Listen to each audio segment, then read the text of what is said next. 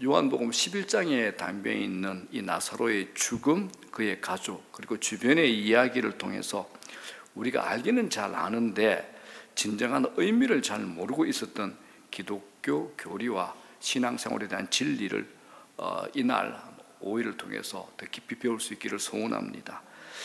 닷새 동안의 말씀 주제입니다. 이렇게 나와 있죠. 오늘 나의 확신이 흔들릴 때, 내일은 일상을 통해서 하나님을 배우고 말씀을 배우고 믿으십시오. 수요일은 신앙은 관념이 아니라 실제입니다. 목요일은 믿는 자는 하나님의 영광을 봅니다라는 주제로, 마지막 금요일은 그리스도가 모든 것이 아니라면 그리스도는 아무것도 아닙니다. 요한복음 11장 안에 있는 다 내용들입니다. 이 주제를 가지고 은혜를 나누고자 합니다. 이 말씀 주제를 보면 내용의 흐름을 짐작하시는 분도 있을 것 같습니다. 자, 요한복음은 두 가지 차원에서 이야기를 하고 있습니다. 하나는 하늘의 차원이고 또 다른 하나는 땅의 차원입니다. 지상에서 일어나고 있는 일이 있는가 하면 그건 또한 하늘에서 일어나는 일이라는 것을 우리에게 보여주고 있습니다. 땅과 하늘의 차원은 단지 공간적인 문제만이 아니라 이 세상과 오는 세상의 시간적인 차원을 의미하기도 합니다. 가령 오늘 주제가 되는 죽은 지 4일 만에 다시 사는 이 나사로의 인생은 그리스도의 부활을 보여줄 뿐만 아니라 마지막 날 우리 모든 신자의 부활을 보여준다는 차원, 이걸 다 포함하고 있다는 겁니다. 자, 오늘 본문 죽은 지 4일이 지난 후에 그 생명을 살리신 나사로의 이야기, 표적이라 그러죠. 표적이란 말은 그 사건이 가지고 있는 숨겨진 영적인 의미가 있다 할 때 이제 표적이라 그럽니다. 나사로 사건은 예수님께서 십자가를 지시기 전에 행하신 마지막 표적으로 기록되고 있습니다. 이건 시간적으로 마지막 표적이라는 의미가 아니라 요한복음을 기록한 사도 요한이 이 죽은 나사로가 살아난 표적을 마지막 표적으로 요한복음에 기록을 남겨놨다는 겁니다. 이유가 있죠. 예수님이 이 표적을 통해서 자신이 이 땅에 오신 목적을 분명하게 드러내고자 하심입니다. 이 점에서 나사로 사건은 굉장히 중요합니다. 자, 본문의 나사로 사건을 이해하기 위해서 먼저 주목해야 되는 게 오늘 4절 말씀입니다. 자, 1절부터 서서히 한번 읽어볼게요. 자, 다 같이 읽겠습니다. 시작. 어떤 병자가 있으니 이는 마리아와 그 자매 마르다의 마을 베다니에 사는 나사로라. 이 마리아는 향유를 주께 붓고 머리털로 주의 발을 닦던 자요, 병든 나사로는 그의 오라비더라.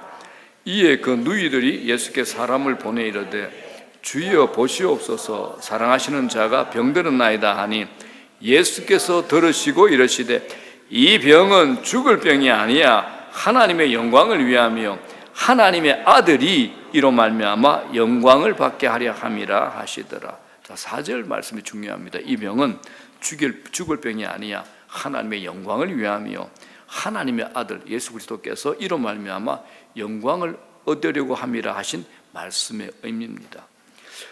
성경에서 자주 발견하는 단어, 제가 제일 좋아하는 단어, 그런데 그 의미가 어려운 단어가 하나 있죠. 영광이라는 단어입니다. 요한복음에서 영광이 가리키는 의미는 뭐냐? 예수 그리스도의 죽으심을 가리키는 용도로 사용되고 있습니다. 자, 왜 영광이 그리스도의 죽으심을 가리키는 걸까요? 십자가는 수치요 형벌인데 말입니다.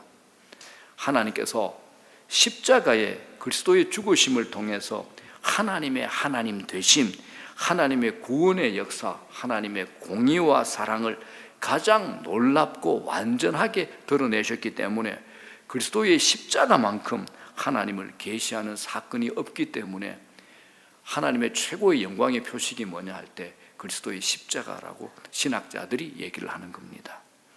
여러분, 우리가 지난주 십자가의 은혜를 나눴잖아요. 십자가가 없다면 우리가 어떻게 하나님을 이해하고 알 수 있겠습니까? 그렇지 않습니까? 십자가 없이 어떻게 하나님의 사랑을 알 수 있겠습니까? 십자가 없이 어떻게 죄를 미워하고 용서치 못하시는 하나님의 공의를 알 수 있겠습니까? 자, 그렇다면 왜 이 나사로 사건이 하나님의 영광을 위하며 하나님의 아들로 영광을 얻게 하는 사건이라고 주님께서 설명하실까요? 자, 주님께서 앞장에 당신이 이 땅에 오신 목적을, 우리가 본문은 10장인데 앞장에 이렇게 얘기하십니다. 양으로 생명을 얻게 하고 더 풍성히 얻게 하려 하는 것이라고 말씀을 하십니다. 자, 그런데 이 풍성한 생명을 주시는 일을 어떻게 할까요? 우리가 오늘 읽은 본문 이 11장을 보면 죽은 나사로가 다시 살아난 사건인데, 이 엄청난 사건 뒤에 무슨 일이 일어날까요? 유대인들, 바리새인들, 예루살렘 당국자들이 이 사건을 계기로 구체적으로 예수님을 죽일 계획을 세우고 실행에 옮기게 됩니다. 자, 그렇다면 정리가 되죠. 예수님께서 우리에게 풍성한 생명을 주시려고 오셨는데 어떻게 그 일을 이루시는가? 그건 바로 주님 자신이 생명의 대가를 지불하심으로, 십자가에서 당신의 몸을 우리를 위해서 내어줌으로 이루어진다는 것을 본문이 우리에게 말하고 있는 겁니다. 즉, 약속된 풍성한 생명은 예수 그리스도의 죽음을 통해서 주어지는 생명입니다. 모든 것이 다 십자가에 집중이 되어 있는 거죠. 주님이 십자가의 죽음으로써 나사로처럼 죽은 지 오랜 죄인들에게 생명을 주시는 겁니다. 예수님의 죽으심 때문에 우리가 생명을 얻은 거잖아요. 이 점에서 나사로 사건은 예수님의 십자가 죽으심을 가장 명확하게 보여주는 표적이 되고, 바로 이것이 하나님의 영광을 위한 표적이다라는 말의 의미이기도 합니다. 자, 본문을 조금 더 한번 살펴보겠습니다. 나사로라는 죽음이, 이런 슬픔이 어떤 가정에 일어났는가라는 겁니다. 자, 마리아와 마르다 자매의 집안에서 일이 일어났죠. 마리아는 누구냐? 2절에서 이렇게 설명하죠. 예수님께 향유를 붓고 머리털로 주님의 발을 씻겼던 여인입니다. 자, 2절입니다. 이 마리아는 향유를 주께 붓고 머리털로 주의 발을 닦던 자요, 병든 나사로는 그의 오라버니더라. 자, 이 내용이 11장 2절인데, 자, 이 내용은 시비거리가 좀 있습니다. 마리아가 예수님께 향유를 붓고 머리털로 씻긴 일은 본문 바로 뒤에 12장에서야 벌어지는 사건인데 왜 앞에 11장에서 소개할까요? 이제 여기가 이제 시비거리가 되죠. 그래서 성경학자들과 신학자들이 이렇게 해석을 합니다. 사도 요한이 요한복음을 쓰던 시기에 마리아가 행한 이 일이 이미 초대 교회 안에 다 파다하게 소문이 나버린 겁니다. 자, 실로 마리아가 예수님께 향유를 부은 이 일에 대해서 주님께서 마태복음과 마가복음 끝장에 이렇게 얘기하셨습니다. 뭐라 그러죠? 다 같이 시작. 온 천하에 어디서든지 이 복음이 전파되는 곳에는 이 여자의 행한 일도 말하며 저를 기념하리라. 주님이 친히 말씀하셨죠. 그래서 마리아가 예수님께 향유를 부은 이야기가 이미 예수님을 숨기는 모든 공동체에 다 퍼졌다라는 겁니다. 나사로의 동생 마리아가 바로 그 일을 한 거죠. 자, 이제 이 집에 오빠 나사로가 중병에 들었습니다. 그래서 예수님이 멀리 떨어져 계시기는 하지만 도움을 청해야 되겠다고 생각하면서 사람을 보내어서 예수님께 이 상황을 알립니다. 그런데 주님께서 그 사람에게 이렇게 말씀합니다. 4절 다시요, 시작. 예수께서 들으시고 이르시되 이 병은 죽을 병이 아니라 하나님의 영광을 위하며 하나님의 아들이 이로 말미암아 영광을 받게 하려 함이라. 자, 이렇게 말씀하십니다. 이게 다 끝입니다. 답입니다. 결국 어떻게 되었는지 우리는 다 압니다. 나사로가 어떻게 되죠? 죽고 맙니다. 그런데 본문이 유난히 강조하고 있는 게 있습니다. 이 큰 슬픔을 당하게 된 가정은 주님께서 특별히 사랑하시고 친근하게 여겼던 가정이라는 겁니다. 5절에 뭐래 그러나요? 5절. 예수께서 본래 마르다와 그 동생과 나사로를 사랑하시더니라고 관계의 친밀함을 우리에게 강조를 합니다. 문제는 바로 이런 가정이 사랑하는 형제 나사로의 죽음이라는 너무나 당혹스럽고 슬픈 일을 당하더라는 겁니다. 주님과 전혀 관계없는 가정이 아니라 주님의 특별한 사귐과 사랑을 누리던 가정에서 일이 일어난 겁니다. 자, 이 본문에서 또 너무 노골적으로 우리를 조금 화나게 하고 이해하게 못하는 그런 표현이 또 나옵니다. 주님께서 고의적으로 지체하고 계시다는 겁니다. 아니, 사랑하는 가정에 그 집에 제일 큰 오빠 나사로가 병들어 죽게 되었다는데 주님은 마치 아무 일도 없다는 듯이 바로 가셔야 되는데 이틀을 계시던 곳에 더 머무셨다라고 성경은 얘기합니다. 자, 6절. 나사로가 병들었다함을 들으시고 그 계시던 곳에 이틀을 더 유하시고. 자, 이제 여러분들 조금 이 이틀을 더 유하신다, 이게 무슨 의미인가 아시겠죠? 이 말이 우리에게 하고 싶은 의미가 뭘까요? 주님께서 이틀을 더 유하신다, 이건 주님께서 할 일이 있어서도 아니고 할 일이 없어서도 아닙니다. 철저하게 계산하시고 뭔가를 기다리고 계신다라는 겁니다. 그걸 뭘까요? 다름 아닌 나사로의 죽음이었습니다. 주님은 그걸 기다렸다는 거죠. 아무도 생각조차 할 수 없는 그것을 주님은 기다리셨습니다. 왜냐하면 일이 어떤 일이죠? 하나님의 영광을 위한 일이기 때문에 그렇습니다. 그래서 나사로는 그러기 위해서 죽어야만 했습니다. 주님이 의도하신 것은 병고침의 기적이 아니었습니다. 이 마지막 표적을 통해서 주님은 죽은 자를 살림으로써 당신 자신이 생명이고 당신 자신이 부활이심을 드러내고자 하시는 겁니다. 그런데 입장을 바꾸어서 보면 이 이틀이 얼마나 길고 고통스러운 이틀이 되었을지 우리는 짐작할 수 있습니다. 자, 마르다와 마리아가 사는 동네가 베다니죠. 이 베다니는 예루살렘에서 불과 2마일밖에 안 떨어진 가까운 거리가 있습니다. 그런데 주님이 계신 곳이 어딘 곳이냐면 앞장에 10장을 보게 되면 베레아 지방의 베다바라로 불리는 곳입니다. 자, 이 베다바라와 베다니의 거리가 한 25마일 정도 돼요. 즉 마르다와 마리아가 예수님께 사람을 보낸 날, 예수님 우리 오빠가 병들었어요, 빨리 와주세요, 이 날이 첫날. 주님은 다음 두 날, 둘째 날, 셋째 날을 지체하셨어요. 넷째 날에야 아침에 출발하사 저녁에 그 현장에 도착을 하신 겁니다. 며칠 지났죠? 4일. 자, 그러면 나사로는 사람이 예수님께 왔던 그 첫날에 죽은 것이고, 그래서 예수님은 죽은 지 나흘이 되었음에 냄새가 나나이다, 이 말을 듣게 된 겁니다. 실제로 주님은 나사로의 죽음뿐 아니라 충분히 시간이 흘러가지고 그의 시신에서 냄새가 날 정도까지 기다리셨던 겁니다. 주님께서 이 순간을 기다리기 위해서 고의로 이틀이나 지체하셨던 겁니다. 자, 그러면 여러분, 이게 말이 쉽지 이런 순간이 우리 인생에 찾아온다면 어떻겠습니까? 우리가 감당하기가 참 쉽지 않습니다. 아니, 하나님, 제가 하나님을 이렇게 잘 섬기고 있는데요, 하나님과 좋은 관계 속에 지내고 있지 않습니까? 왜 제게 이런 일이 일어납니까? 라는 말이 나오는 순간이죠. 이 상황에서 주님께서 지체하신 것이나 나사로의 죽음은 하나님께서 영광을 받으시기 위함이었습니다. 아마 마르다와 마리아는 이튿날 예수님을 만나고 돌아온 사람을 통해서 이 일이 하나님의 영광을 위한 일이라는 예수님의 그 전가를 들었을 겁니다. 하지만 오빠 나사로는 이미 전날 죽고 말았어요. 당혹스러운 순간이 아닐 수 없습니다. 그리고 그런 순간에, 그런 시간에 주님을 믿는 우리를 위협하는 것이 뭐냐? 한 가지죠. 하나님의 사랑을 의심하는 겁니다. 하나님의 사랑을 의심하게 되는 거죠. 왜 주님께서 나사로가 죽기까지 가만히 놔두셨는가? 이건 말입니다. 그리고도 왜 이상한 말씀을 하시는가? 우리는 알아먹지도 못하는 하나님의 영광을 위함이다, 이런 이상한 말씀을 하시는가라는 겁니다. 자, 이런 본문이 구약에 또 성경 한 권이 있죠. 어디 있나요? 욥이죠. 욥기서가 바로 이런 내용이죠. 욥기서를 쭉 읽다 보면 욥기서 전반의 앞부분은 욥기가 참 믿음에 있는 말을 많이 합니다. 좋은 말, 유명한 말을 많이 합니다.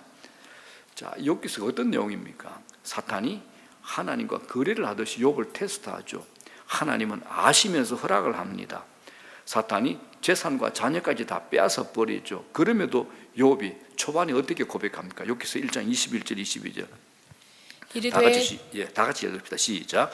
이르되 내가 모태에서 알몸으로 나와서 또한 알몸이 그리로 돌아가올지라 주시니도 여호와시요 거두시니도 여호와시오니 여호와의 이름이 찬송을 받을지어다 하고 이 모든 일에 욥이 범죄하지 아니하고 하나님을 향하여 원망하지 아니하니라. 야, 멋있죠? 믿음이 충만하지 않습니까? 그런데 실제로 시간이 조금 길어지자 욥이 이렇게 표현합니다. 욥기서 13장 이렇게 하죠. 그가 나를 죽이시리니 내가 소망이 없노라 라고 고백을 하죠.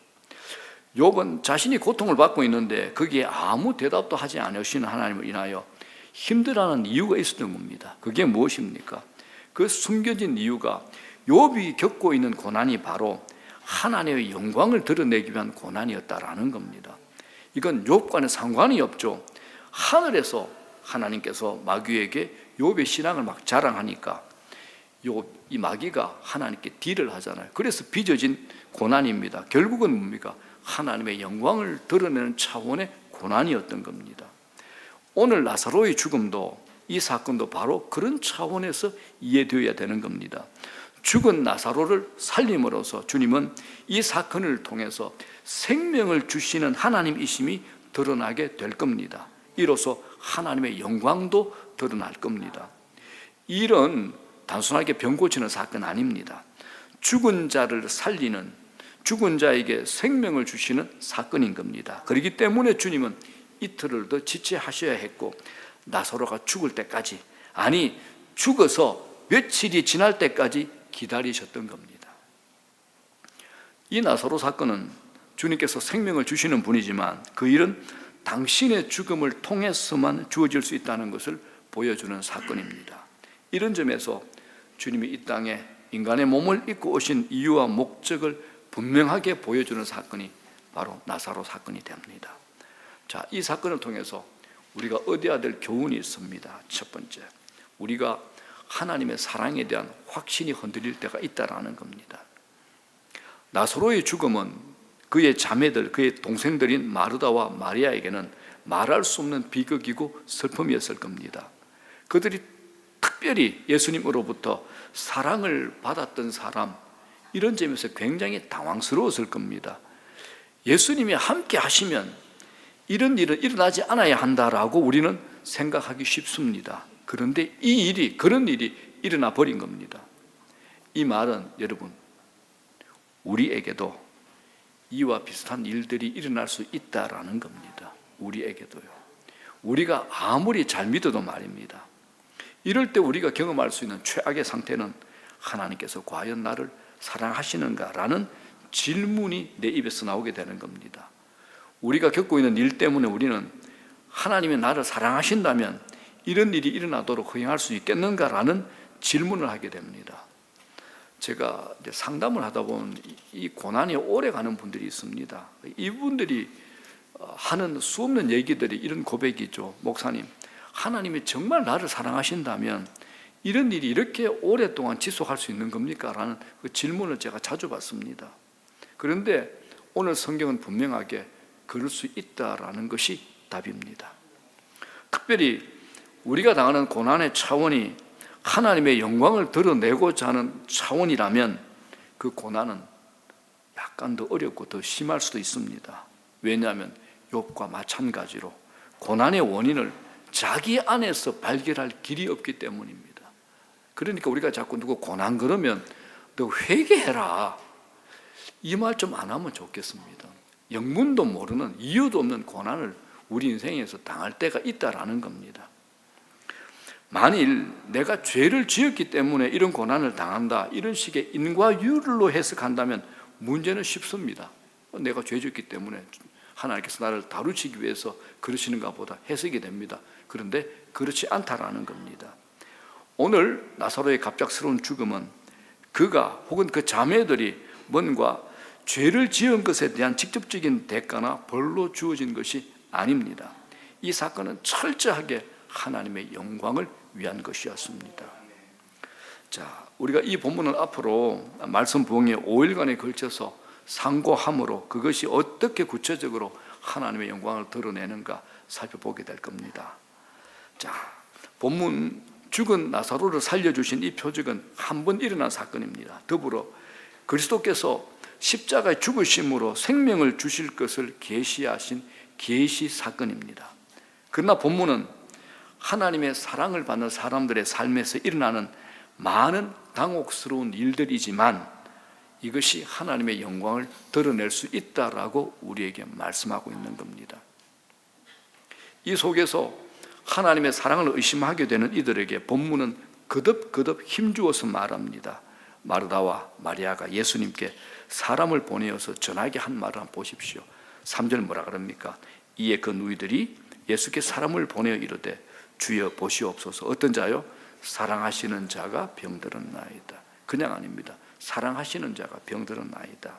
그냥 나사로 하지 않습니다. 그냥 우리 오빠 하지 않습니다. 그들은 나사로가 자기들 오빠가 주님의 사랑을 받는 대상임을 알고 있기에 이렇게 말할 수 있었던 겁니다.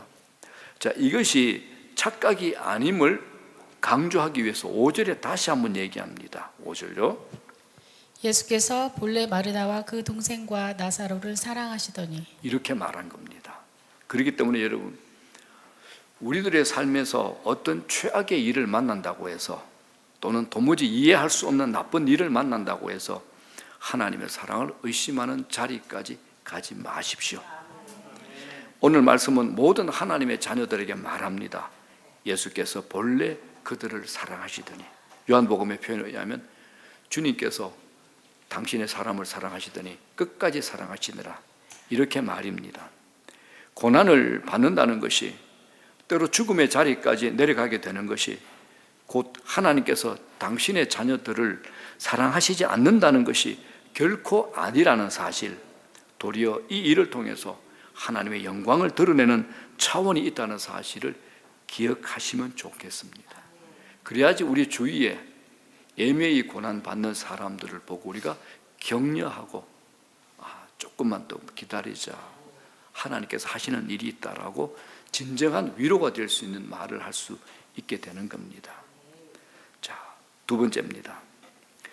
이 나사로 사건을 통해서 하나님께서 의도하는 게 있습니다. 예수님을 믿고 사랑하는 제자들이나 마르다와 마리아 그리고 나사로, 또 주변에 많은 사람들의 불완전한 믿음을 온전하게 세워주시고자 하심입니다. 자, 베드로의 고백이 있었죠. 마태복음에 주는 그리스도시요 살아계신 하나님의 아들입니다.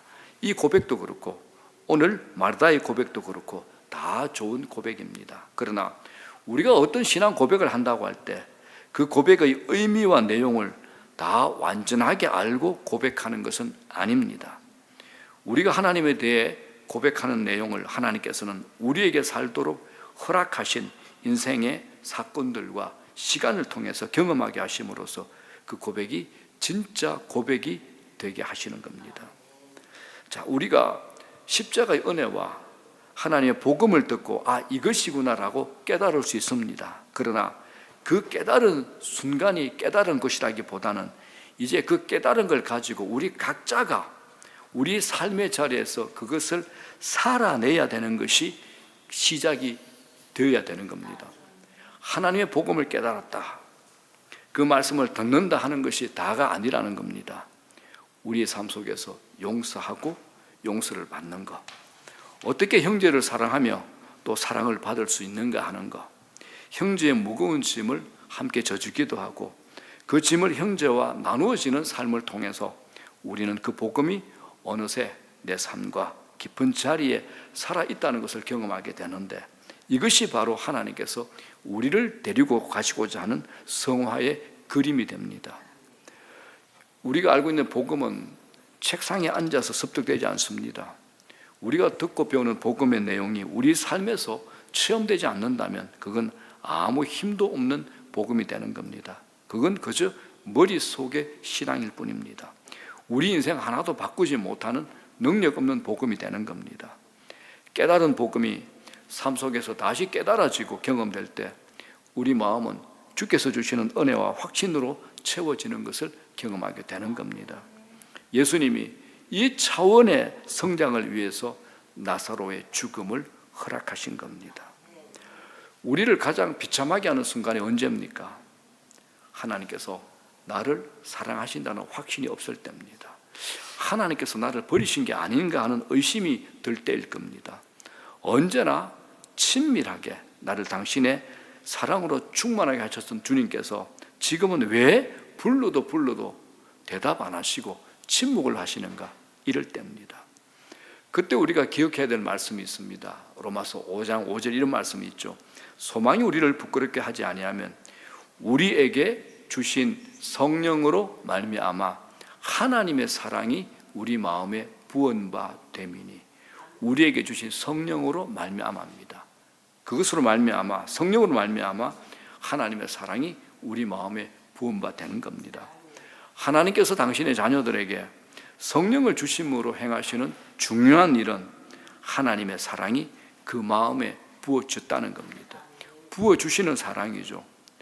우리에게 성령을 주시면 바로 이 깊은 사랑이 자기에게 부어졌다는 것을 알게 하시는 겁니다. 언제요? 환난 중에도 말입니다. 하나님의 사랑에 대한 큰 확신을 누리는 성도는 환난 중에도 하나님의 영광을 바라고 즐거워하는 겁니다. 로마서 5장에 또 이렇게 얘기하죠. 2절. 또한 그로 말미암아 우리가 믿음으로 서 있는 이 은혜에 들어감을 얻었으며 하나님의 영광을 바라고 즐거워하느니라. 자, 이런 사람은 환난이 인내를, 인내가 연단이 소망을 이루게 할 줄을 알고 이 소망이 결코 이루어지지 않아서 수치를 당하게 되지 않을 것을 알고 있는 겁니다. 이게 성령이 주시는 확신입니다. 자, 3절 4절 다 같이 읽겠습니다. 시작. 다만 이뿐 아니라 우리가 환난 중에도 즐거워하나니 이는 환난은 인내를, 인내는 연단은 소망을 이루는 줄 알미로다. 성령께서 주시는 확신은 신자가 이 세상을 사는 동안에 누릴 수 있는 지상 최고의 선물이라는 사실을 기억하십시오. 하나님의 사랑, 십자가를 알지 못하면 우리는 언제나 영적 침체에 빠질 수 있고 언제나 다른 사람의 인생을 내가 아는 내 경험의 방식으로 해석을 하게 될 겁니다. 그렇기 때문에 언제나 하나님의 사랑에 대한 확신을 우리가 가지셔야 됩니다. 아마 우리 중에 누구는 지금 사랑하는 형제 나사로가 죽고 주님이 아직 도착하지 않은 나흘의 시간을 보내고 있는지도 모르겠습니다. 그러나 기억하십시오. 하나님은 자기 백성을 여전히 사랑하고 계십니다. 당신의 영광을 드러내기 위해서죠. 잠시 우리를 환난 속에 들어가도록 허락하시는 하나님이시다라는 사실을 기억하시기 바랍니다. 환난과 고난이 끝이 아니라는 겁니다. 우리가 어떤 형편에 있을지라도 우리가 있는 곳은 시편의 표현대로 전능자의 그늘입니다. 전능자의 그늘이죠. 선하신 하나님의 품이라는 사실을 기억하는 저와 여러분 되기를 주의 이름으로 축복합니다.